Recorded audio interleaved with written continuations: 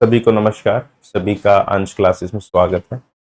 तो आज हम अपना टॉपिक करेंगे मैटर।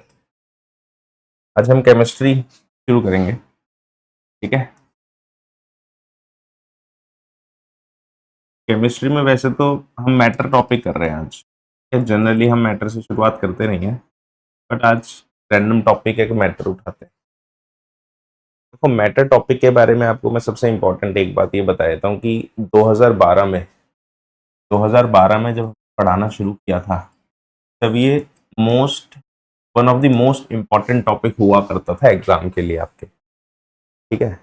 बहुत इंपॉर्टेंट टॉपिक था, लेकिन अब 2026 आते आते इसकी रेलेवेंस इतनी इंपॉर्टेंट रह नहीं जाती, क्योंकि अब पेपर में मार्क्स कम उठाता है ये चैप्टर से। और पहली बात तो कई बार होता है उठाता भी नहीं है, और अगर उठाता है तो कम मार्क्स उठाता है। लेकिन होता क्या है ना, हमारा ओवर द पीरियड ऑफ जो सिलेबस में चेंजेस हुए हैं उसके अकॉर्डिंग हमारा क्या है कि हमने कोई भी टॉपिक को छोड़ा नहीं है। और इसका बेनिफिट भी होता है क्योंकि रैंडमली किसी एग्जाम में कहीं से भी वो टॉपिक उठा लेता है पुराने मैटर से, है ना। तो इसीलिए हमारा जितना भी कंटेंट है उसमें हमने किसी भी चीज़ को छोड़ा नहीं है, लेकिन उसको समराइज करके उतने टाइम फ्रेम में सेट कर दिया गया है कि आप विद इन टाइम पीरियड अपना सिलेबस कंप्लीट कर सकें, ठीक है, और एग्जाम में मार्क्स भी आए। तो उसी के अकॉर्डिंग उसी हिसाब से हम आगे टॉपिक को करेंगे। आज अपना टॉपिक है मैटर, ठीक है। तो मैटर के बारे में पढ़ना शुरू करते हैं। सबसे पहले व्हाट इज मैटर। तो matter is anything which occupies space and has मास। सबसे इंपॉर्टेंट मैटर होता क्या है, हम मैटर की शुरुआत कर रहे हैं। तो कोई भी चीज जो जगह घेरती है ना, जब आपने उसे किसी जगह रखा तो उसने स्पेस ऑक्यूपाई कर लिया और उसके पास अपना वजन है। तो ये दो बातें, इट ऑक्यूपाइज स्पेस, दो बातें जो बहुत इंपॉर्टेंट है वो है, एक तो ये ऑक्यूपाइज स्पेस और उसके पास मास होता है। किसी भी चीज पे अगर मास है और वो जगह घेरता है तो वो मैटर कहलाता है। Matter is made up of very tiny particles. Matter जो है बहुत छोटे छोटे पार्टिकल से मिलकर बनता है। जैसे ईंट होती है ना, ईंट से ईंट जोड़ के हम क्या बना देते हैं, वॉल बना देते हैं। वॉल किससे मिलके बनी है, ब्रिक्स से, है ना। ईंट से जोड़ के दीवार बनती है। ऐसे ही यही पार्टिकल जो होते हैं, इन्हीं पार्टिकल को जोड़ जोड़ के क्या बन जाता है, मैटर। और ये आगे जाके आपको पता चलेगा कि ये पार्टिकल कुछ नहीं होते, ये एटम और मॉलिक्यूल ही होते हैं, एटम एंड मॉलिक्यूल। लेकिन अभी आगे जब हम आगे नेक्स्ट टॉपिक में जाएंगे, बट स्टिल आपको, क्योंकि हमें करना ही है टॉपिक में, तो थोड़ा सा आइडिया होना चाहिए ये वही पार्टिकल हैं जो मैटर बनाना है, जो आगे जाके एटम और मॉलिक्यूल कहलाएंगे, ठीक है। Next is characteristics of particle of matter. तो पार्टिकल ऑफ मैटर होता क्या, पहले तो ये समझेंगे, ठीक है। पार्टिकल ऑफ मैटर अभी मैंने बताया, जैसे दीवार, ईंट, ईंट से ईंट जोड़ के दीवार बनती है। तो ईंट, एक ईंट को जो ब्रिक होती है, ईंट, इसको हम क्या बोलते हैं, पार्टिकल ऑफ मैटर। तो ये बोलता है कि जब बहुत सारे पार्टिकल जुड़ के मैटर बनता है तो उन पार्टिकल की क्या क्या कैरेक्टरिस्टिक्स होती हैं, उनके बारे में आपको पता होना चाहिए। तो सबसे पहली बात, they are very small in size. ये बहुत छोटे होते हैं साइज में। And particles of matter are very small in size and can not be seen by naked eye. Naked eye मतलब बिना किसी, नेकेड आई मतलब बिना आंखों पे कुछ लगाए। आप बिना आंखों पे कुछ लगाए इनको देख नहीं सकते, इतने छोटे होते हैं, ठीक है। दे अट्रैक्ट ईच अदर, ये एक दूसरे को अट्रैक्ट करते हैं। ध्यान रखें ये सब एटम ही आगे जाके, ठीक है। तो आप कोरिलेट करें कि आप एटम, जब एटम एटम जुड़ के, जैसे दीवार, ईंट से ईंट जुड़ के दीवार बन जाती है, ऐसे पार्टिकल से पार्टिकल जुड़ के मैटर बन जाता है, और ऐसी एटम से एटम जुड़ के कोई भी सब्सटेंस बनता है, ठीक है। Space between them, they have space between, उनके बीच में स्पेस भी होता है, भले ही आपको दिखाई ना दे, ठीक है, लेकिन उनके बीच में स्पेस होता है। जैसे आप दीवार में भी देखोगे, जब दीवार की चिनाई करते हैं ना, तो उसमें कहीं ना कहीं ऐसा होता है, जब जब नीट दीवार होती है ना, और प्लस्तर नहीं होगा हो रखा होता, तब आप दीवार पे खड़े होकर देखोगे ना, तो कहीं कहीं से रोशनी आ रही होती है हल्की हल्की, लेकिन देखने वाले को क्या लगेगा कि दीवार में कहीं भी गैप नहीं है। ऐसे यहाँ भी होता है, भले ही आपको दिखाई दे या ना दिखाई दे, लेकिन पार्टिकल में गैप होता है। दे आर कॉन्स्टेंटली मूविंग, हमेशा चल रहे होते हैं, आपको दिखाई नहीं देंगे, भले ही वो कम हिल रहे हो या ज्यादा हिल रहे हो, हमेशा हिल रहा होगा पार्टिकल किसी भी चीज का। Velocity and kinetic energy, they have velocity and kinetic energy.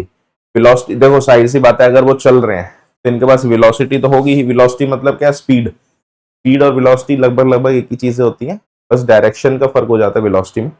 और जिस चीज पे वेलोसिटी उस पर काइनेटिक एनर्जी होती ही है। ये तीनों चीजें को रिलेटेड है या फिजिक्स में हम करते हैं। कि अगर कोई चीज चल रही है तो उस पर वेलोसिटी होगी ही, और अगर वेलोसिटी है तो काइनेटिक एनर्जी होगी ही। ठीक है, next, particles of matter. Particle of matter कुछ ऐसे आप देख सकते हो डायग्राम जैसे मैंने बना रखा है। अगर आप एक क्रॉस सेक्शन देखें तो ये जो सर्कल रेड कलर के सर्कल सर्कल जो है छोटे पार्टिकल हैं, जबकि वो पूरा कंप्लीट जो बॉक्स है वो पूरा मैटर है। तो मैटर में पार्टिकल कुछ इस तरह से लगे होते हैं, ठीक है, उनमें गैप भी होता है, वो एक दूसरे को अट्रैक्ट भी करते हैं, वही सब कैरेक्टरिस्टिक्स जो अभी हमने पीछे देखी। तो इंपॉर्टेंट है ये बातें, ये एमसीक्यू में आ जाती हैं, छोटी छोटी, बड़े बड़े क्वेश्चन भी आते हैं। और अभी हम जैसे जैसे करेंगे आगे आगे और भी टॉपिक्स हैं जो अभी तक भी एग्जाम में आ रहे हैं आपके, है ना। पहले इंपॉर्टेंट था, इसका मतलब ये नहीं है कि अब इंपॉर्टेंट नहीं है, इसका मतलब ये है कि बस अब वेटेज थोड़ी सी कम हो गई है इस टॉपिक की एग्जाम में, क्योंकि टॉपिक ज्यादा हो गए हैं अब। हाँ, पहले टॉपिक कम थे तो जो कम थे उन्हीं में से एग्जाम बनता था, अब टॉपिक ज्यादा हो गए, तो ज्यादा होने से हर चीज में से थोड़ा थोड़ा किया जाता है। ठीक है, तो आप इनको देख नहीं सकते with naked eye. Next states of matter. तो सर मैटर कितने तरह का होता है? स्टेट्स ऑफ मैटर मतलब मैटर किस किस टाइप का होता है? तो मैटर 4 टाइप का होता है हमारे पास। हमने यहाँ पे ये एक सॉलिड, लिक्विड, गैस और प्लाज्मा। जनरली आपने सॉलिड, लिक्विड और गैस के बारे में ही पढ़ा होगा, लेकिन plasma is also a type of matter. यानी मैटर का टाइप मतलब हम जो भी चीजें देखते हैं हम उसे किस फॉर्म में देख पाते हैं। तो हम उसे या तो सॉलिड की फॉर्म में देखते हैं, या लिक्विड की फॉर्म में, या गैस की फॉर्म में, या फिर प्लाज्मा की फॉर्म में। ठीक है, हालांकि प्लाज्मा से रिलेटेड आपके पेपर में क्वेश्चन आया हुआ नहीं है, बट स्टिल आपको पता होना चाहिए, बिल्कुल चांस होते हैं इसके आने के। ठीक है, बहुत छोटा सा, ज्यादा इंपॉर्टेंट है, मतलब इंपॉर्टेंट तो है लेकिन ज्यादा बड़ा टॉपिक नहीं है, 1-2 लाइनें ही है सिर्फ। अब होता क्या है कि सर स्टेट्स ऑफ मैटर का कंपैरिजन हमने किया हुआ है यहाँ पे। ठीक है, बेसिकली आप एक बात समझे कि एक टाइम था स्टार्टिंग में, जैसे मैं आपको बताता हूँ कि एक क्वेश्चन था, what are the characteristics of liquid, paper में आ गया 5 नंबर में। ठीक है, what are the characteristics of gas, paper में आया क्वेश्चन 5 नंबर में, सबसे बड़ा। लेकिन अब इनके चांस थोड़े से कम है इस तरह के क्वेश्चन के, क्योंकि बहुत आसान क्वेश्चन हो गए एग्जाम से रिलेटेड। लेकिन अभी भी हमने उसे छोड़ा नहीं है, तो हम अलग अलग चीजों के कैरेक्टरिस्टिक्स करने से अच्छा उसको ना टेबल की फॉर्म में जब कंपैरिजन से करते हैं तो जल्दी हो जाता है और समझ में भी आता है। तो कुछ प्रॉपर्टी आपको समझनी है। सबसे पहले फोर्स बिटवीन पार्टिकल। अभी हमने किया कि मैटर के अंदर जो पार्टिकल होता है उनमें आपस में फोर्स होती है, तो उस फोर्स के हिसाब से पहली कैरेक्टरिस्टिक्स है, पहली प्रॉपर्टी है, तो फोर्स के हिसाब से सॉलिड में क्या है, ये हाईएस्ट। सॉलिड की जो सॉलिड के अंदर जो पार्टिकल्स एक दूसरे को अट्रैक्ट करते हैं वो सबसे ज्यादा फोर्स से करते हैं। लिक्विड में इंटरमीडिएट होता है, उससे थोड़ा सा कम करते हैं, और गैस में सबसे लो अट्रैक्शन होती है पार्टिकल्स के बीच में। ठीक है, तो अब अगर इंडिविजुअल किसी के बारे में है, सॉलिड के बारे में, तो आप सिर्फ सॉलिड में लिख दो कि इसके फोर्स के बीच में जो पार्टिकल के बीच में जो फोर्स होती है वो ज्यादा होती है। और अगर मानो गैस के बारे में है तो आप ये लिख दोगे कि पार्टिकल के बीच में जो फोर्स है वो कम होती है। इस तरह से आप किसी भी एक को लिख सकते हो एग्जाम में।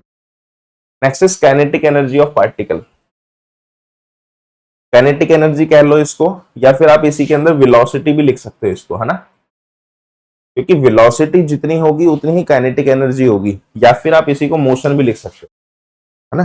देखो यहाँ पे मैं बता देता हूँ, इसी को ना 3 पॉइंट भी बनाया जा सकता है। इसे काइनेटिक एनर्जी ऑफ पार्टिकल कह लो, या फिर आप वेलोसिटी ऑफ पार्टिकल कह लो, या फिर मूवमेंट ऑफ पार्टिकल भी कह सकते हो कि पार्टिकल कितना हिलता है। ये अभी मैंने पीछे भी बताया कि ये सेम ही चीजें हैं तीनों। तो काइनेटिक एनर्जी ऑफ पार्टिकल सबसे कम होती है सॉलिड में, या वेलोसिटी भी सबसे कम होगी और मूवमेंट भी सबसे कम होगी, जबकि गैस में सबसे ज्यादा होती है। ठीक है, next is space between particle. Particle के बीच में जो गैप होता है वो सबसे कम सॉलिड में होगा, लिक्विड में ज्यादा, गैस में सबसे ज्यादा होता है। Next is density. डेंसिटी का मतलब होता है गाढ़ापन। डेंसिटी को देसी भाषा में लिखे ना, अगर किसी को डेंसिटी समझ नहीं आती तो समझ लो गाढ़ा। गाढ़ा शब्द तो समझ आता होगा ना, यार हिंदी लिखनी नहीं आता, से डमरू, गाढ़ा। तो जैसे पानी और शहद में क्या फर्क है? पानी और शहद में, या पानी और दूध में, या दूध और दही में क्या फर्क है? दूध पतली है, दही गाढ़ी है ना, डेंस ज्यादा है। डेंसिटी मतलब कम जगह में ज्यादा स्पेस देना। डेंसिटी का फॉर्मूला होता है हमारा मास बाय वॉल्यूम, ये आगे हमारे बहुत जगह काम आएगा। ठीक है, तो सबसे गाढ़ा सॉलिड होता है और गैस सबसे हल्की, या डेंसिटी गाढ़ापन उसका कम होता है, घनत्व इसे हिंदी में बोलते हैं शायद बेसिकली। वॉल्यूम, वॉल्यूम मतलब कितनी जगह वो घेरता है। फिक्स, फिक्स इट्स की no fix volume. No fix volume सुनने में अजीब लगता है, लेकिन आप इसको प्रैक्टिकली समझे कि गैस जैसे वो होता है अपना डिओड्रेंट है ना, मैंने डिओड्रेंट को स्प्रे मारा, कपड़े में लगाया, तो वो क्या होगा, पूरे रूम में फैल जाता है ना। उसकी वॉल्यूम तो इतनी सी थी, लेकिन वो पूरे रूम में फैल गया। इसी को बोलते हैं, इसकी कोई फिक्स वॉल्यूम नहीं होती, इसको जहां छोड़ोगे ना वो उतने में ही फैल जाएगा। अगर इसे छोटे कमरे में छोड़ोगे तो छोटे में फैलेगा, बड़े में छोड़ोगे तो बड़े में फैल जाएगा। लेकिन आप पानी को इमेजिन करो कि आपने 1 लीटर पानी बॉटल में लिया, उसे छोड़ दिया, तो क्या वो सारे में फैल जाएगा? नहीं फैलेगा, वो 1 लीटर ही रहेगा, है ना, वो अपनी वॉल्यूम बढ़ा नहीं सकता। ये इंपॉर्टेंट है, याद रखेंगे। शेप, इसकी फिक्स शेप होती है सॉलिड की, जबकि लिक्विड की कोई फिक्स नहीं होती। Takes the shape of container, जिस चीज में आप डालोगे उसी की शेप ले लेता है। और गैस की भी कोई फिक्स शेप नहीं होती, गैस तो वैसे भी दिखाई भी नहीं देती, तो शेप फिक्स शेप होगी कैसे शेप के बारे में, और अगर दिख भी रही है तो कोई शेप होती नहीं है। रेट ऑफ डिफ्यूजन, सर ये डिफ्यूजन वर्ड का मतलब होता है मिक्स होना। डिफ्यूजन वर्ड का मतलब क्या होता है? मिक्स होना, मिक्सिंग होना। तो डिफ्यूजन सबसे कम होता है सॉलिड में, सॉलिड में सबसे कम डिफ्यूज होते हैं ये। गैस में बीच में होते हैं, और सॉरी लिक्विड में बीच में होता है, और गैस में सबसे ज्यादा डिफ्यूज होता है। इसीलिए गैस बहुत जल्दी मिक्स हो जाती है ना। डिफ्यूजन का मतलब होता है मिक्स होना। सॉलिड सबसे कम, ज्यादा टाइम लेगा मिक्स होने के लिए, लिक्विड उससे ज्यादा टाइम लेगा, उससे कम टाइम लेगा, और गैस सबसे कम टाइम में डिफ्यूज हो जाती है, बहुत जल्दी डिफ्यूज होती है गैस। ठीक है, नेक्स्ट।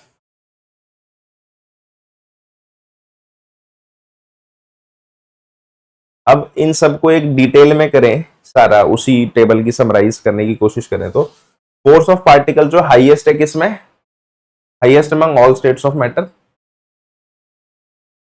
सॉलिड की प्रॉपर्टीज है ये, सॉलिड के हमने सॉलिड को अलग से लिखा हुआ है इसके अंदर।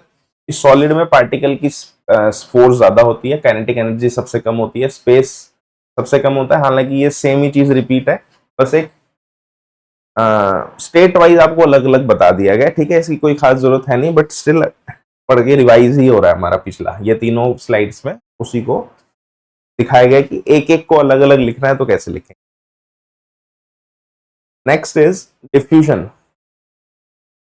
डिफ्यूजन का मतलब होता है मिक्स होना। मैंने अभी आपको बताया था डिफ्यूजन का मतलब क्या होता है, मिक्स होना। और डिफ्यूजन सबसे ज्यादा किसमें होता है? गैस में। अब जब दो चीजें मिक्स होती हैं तो होता है क्या, इनके बीच में पार्टिकल होते हैं। देखो ये आप मेरे फिंगर्स देखें, ये 4 फिंगर है ना, मानो ये सॉलिड है, ये एक चीज है, ये दूसरी चीज। जब हम इसे मिक्स करते हैं तो एक दूसरे के बीच में जगह ले लेते हैं। ये जो बीच में जगह होती है ना पार्टिकल के बीच में, ऐसे ले लेते हैं। वही यहाँ दिखाया गया, जैसे ये रेड पार्टिकल है और ये ग्रीन पार्टिकल है। जब मैंने इन दोनों को मिक्स किया तो एक दूसरे की जगह में घुस गई है। Particles of one matter occupy the space between particles of other matter. एक मैटर का जो पार्टिकल है वो दूसरों के पार्टिकल के बीच में घुस जाता है जगह पे जाके। It is the process of mixing of two और मोर मैटर। डिफ्यूजन का मतलब होता है बेसिकली मिक्स करना, ठीक है, मैटर्स को। अभी भी इस चैप्टर, अच्छा एक चीज और है, ये चैप्टर ऐसे चैप्टर हैं जो बहुत आसान है ना, बहुत आसान है, बहुत कम टाइम लेते हैं और अच्छा आउटपुट भी देते हैं हम लोगों को। ठीक है, तो बेसिकली आपके एग्जाम से रिलेटेड हमारे कोर्स में या कंटेंट में कोई भी एक ऐसी चीज नहीं होगी जो आप स्किप कर सके। पहली बात ये, कोई भी ऐसी चीज नहीं होगी जो एक्स्ट्रा होगी आपके एग्जाम से। हालांकि हमारी क्लासेस का और कंटेंट का लेवल एक कदम आगे जरूर होता है एग्जाम से, लेकिन कोई भी टॉपिक ऐसा नहीं होता जो एग्जाम से रिलेटेड ना हो। ठीक है, टॉपिक सारे एग्जाम से रिलेटेड ही हैं, आप उसमें से कुछ भी स्किप नहीं कर सकते। और जितना भी कंटेंट है उसमें 1 मिनट की भी ऐसा कंटेंट नहीं होगा जिसको आप स्किप कर सके, आपको ऐसा लगे कि यार ये एक्स्ट्रा था। ठीक है, क्योंकि विद इन टाइम लिमिट आपको जब तक कोर्स खत्म करना है उसके लिए सब चीजें बहुत जरूरी होती है। ठीक है, next change of state of matter. तो change of state of matter मतलब क्या होता है, जैसे सॉलिड, लिक्विड और गैस। अभी हम प्लाज्मा नहीं पढ़ेंगे इसमें, प्लाज्मा बिल्कुल अलग रखो। ठीक है, सॉलिड, लिक्विड और गैस जो है, इन तीनों को आपस में कैसे बदल सकते हैं हम, कैसे सॉलिड से लिक्विड बनता है, लिक्विड से गैस बनता है, गैस से सॉलिड या लिक्विड आपस में चेंज। तो इसके 2 तरीके हैं सर। पहला होता है बाय टेम्परेचर और दूसरा होता है बाय प्रेशर। टेम्परेचर मतलब हम गर्म करके या ठंडा करके, टेम्परेचर मतलब हीटिंग और कूलिंग। या तो गर्म करना भी टेम्परेचर चेंज करना, और ठंडा करना भी टेम्परेचर चेंज करना ही होता है। और प्रेशर से बढ़ा के या घटा के किसी भी चीज पे दबाव बनाना, प्रेशर बनाना, ठीक है। तो दो तरीके से हम चीजों को चेंज करते हैं। इसमें टेम्परेचर वाला ज्यादा इंपॉर्टेंट है, इंपॉर्टेंट ये भी है, लेकिन टेम्परेचर वाला इसलिए इंपॉर्टेंट है कि उसमें ना हर प्रोसेस का नाम है, क्योंकि प्रेशर वाले में प्रोसेस का नाम नहीं होता। बट हाँ, आपको कंसेप्चुअली पता होना चाहिए कि प्रेशर को चेंज करके कैसे कोई सॉलिड लिक्विड बनता है, लिक्विड गैस बनती है, और टेम्परेचर को बदल के। तो दो तरीके होते हैं बदलने के, ठीक है। तो सबसे पहले हम आते हैं टेम्परेचर बदलने से। तो टेम्परेचर बदलने के लिए ये हमारा डायग्राम है हैंड रिटन।